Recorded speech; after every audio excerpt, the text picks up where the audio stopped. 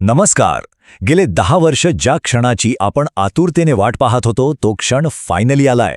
रितेश देशमुख यांच्या बहुचर्चित राजा शिवाजी या महाकाव्याच्या या सविस्तर विश्लेषणात सर्वांचं स्वागत आहे. हा चित्रपट प्रदर्शित होण्यापूर्वीच अनेक प्रचंड अपेक्षा, काही वाद आणि एका अत्यंत सखोल ऐतिहासिक पार्श्वभूमीवर आधारित होता.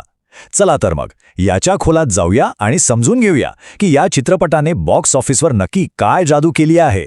तुम्हाला माहितीये का, चित्रपट सुरू झाल्यानंतरच्या पहिल्या 15 मिनिटातच थिएटर्समधलं वातावरण कसं नाट्यमयरित्या बदललं. एका संथ सुरुवातीचं रूपांतर थेट एका ब्लॉकबस्टरमध्ये कसं झालं हे ऐकून तुम्हीही नक्कीच थक्क व्हाल.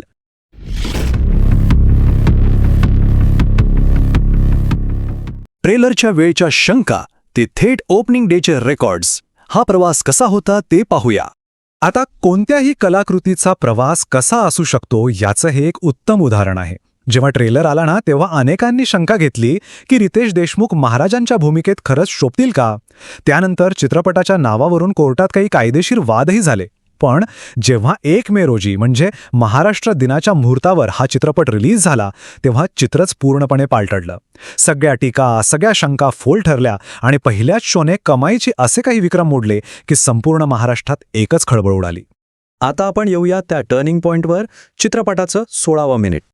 सुरुवातीची 15 मिनिटं पाहाल तर 1629चा काळ, काळोची रात्र आणि निजामशहाच्या दरबारात लखुजीराव जाधवांचा दुर्दैवी अंत. ही सुरुवात अतिशय भीषण आणि मुद्दामून थोडी संत ठेवलीये.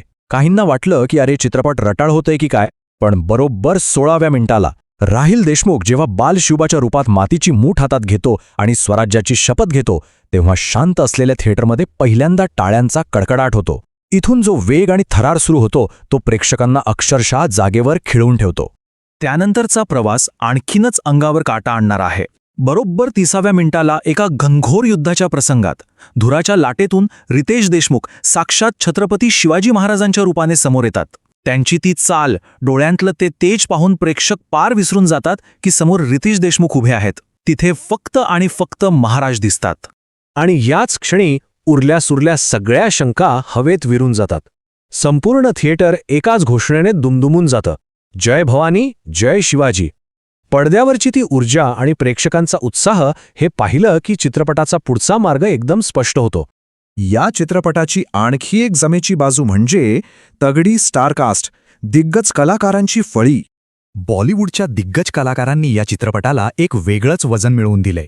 समीक्षकांच्या आणि प्रेक्षकांच्या मते संजय दत्तने साकारलेला अफजल खान इतका क्रूर आणि अक्राळ विक्राळ आहे ना की त्याच्या नुसत्या ओरडण्याने प्रेक्षक दचकतात.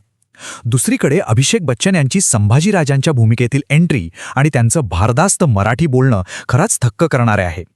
तर विद्या बालन यांनी बडी बेगमच्या रूपातून जे मानसिक युद्ध उभं केलंय त्याला तोड नाही. याच मानसिक युद्धाच्या आणि बुद्धिबळाच्या खेळात एक अतिशय भावनिक क्षण येतो. महाराणी सईबाईंच्या भूमिकेत जिनेलिया देशमुख यांचा एक संवाद आहे. पारिजात दुसऱ्याच्या अंगणी पडला तरी सुगंध मात्र आपल्याच दारी येतो.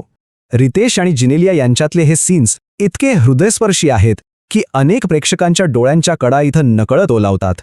आता वळूया प्रतापगडाच्या रणसंग्रामाकडे, म्हणजेच चित्रपटाच्या क्लायमॅक्सकडे. मध्यंतरानंतर ना उत्कंठा एकदम शिगेला पोचते.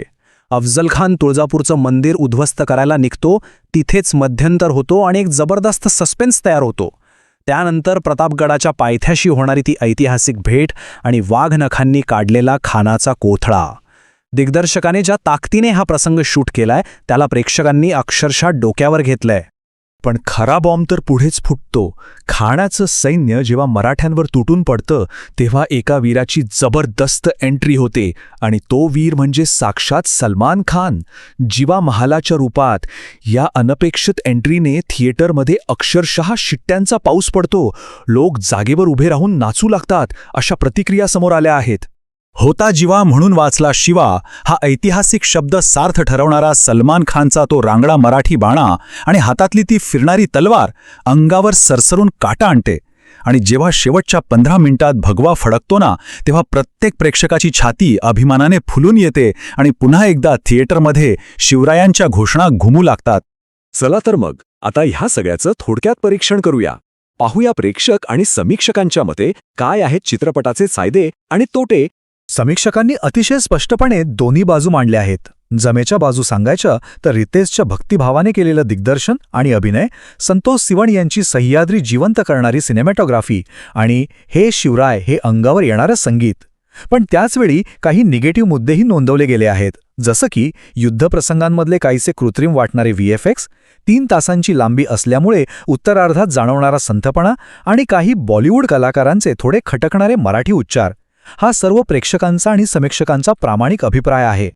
तर मग शेवटी प्रश्न हा उरतो की राजा शिवाजी चित्रपटाची ही भव्यता मराठी सिनेमाला जागतिक स्तरावर कायमस्वरूपी एक नवी ओळख मिळवून देईल का?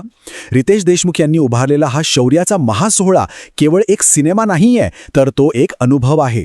हा चित्रपट इतिहासाचं सुवर्णपान पुन्हा जिवंत करण्यात किती यशस्वी ठरलाय हे अनुभवण्यासाठी तुम्ही स्वतः हा चित्रपट पाहायलाच हवा. तर या सविस्तर विश्लेषणात सहभागी झाल्याबद्दल खूप खूप धन्यवाद. अशाच एका नव्या आणि रंजक विश्लेषणासोबत आपण पुन्हा भेटूया.